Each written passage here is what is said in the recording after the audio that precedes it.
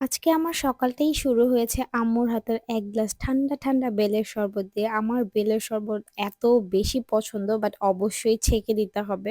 আমার বাবা ছাড়া খায় আর আমরা হচ্ছে ছেঁকে দিলে এরপর খাই। সো আমরা ভাই-বোন মিলে শরবত খাচ্ছিলাম।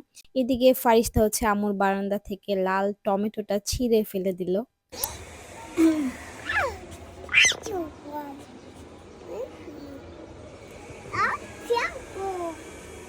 ফারিস্তা তো টমেটো ছিঁড়ার পর এত বেশি খুশি হয়ে যায়, ও এরপর ওর ভাষায় কি যেন বলতেছিল আমরা বুঝি না ভাই ওর কথা।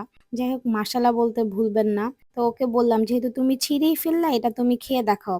অনেক কষ্ট করতেছিল, অনেকবার কামড় দেওয়ার ট্রাই করতেছিল বাট পারতেছে না। রাবারের মতো হয়েছিল টমেটোটার উপর দিয়ে। তো এইজন্য ও পারতেছে না।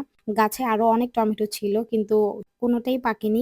একটাই পেকেছিল যেটা আমার মেয়ে ছিঁড়ে খেয়েও ফেলে বাট খাওয়ার পর ওর রিঅ্যাকশনটা দেখেন মানে ভিতরে টক ছিল। এট লাস্ট ও হচ্ছে কামড়টা দিতে পারে বাট ভিতরে টক থাকাতে ও হচ্ছে আর খায়নি। এটা হচ্ছে পরে আমাদেরকে আবার রিটার্ন করে দেয়। মানে ওর কথা হলো ভাই খাবো না, ভুল করছি ছিঁড়ে ফেলে। দেন এই তো আম্মুর বারান্দাতে বোম্বাই মরিচও হয়েছে। অনেকগুলো ফুল হয়েছে বাট ২-৩ টা মরিচ অলরেডি হয়ে গিয়েছে আলহামদুলিল্লাহ। সকাল, সকাল উঠে আম্মুর বারান্দাতে আসলে আমার মনটা অনেক বেশি ভালো হয়ে যায়। কারণ এখানে আম্মু এত, এত গাছ লাগিয়ে রেখেছে।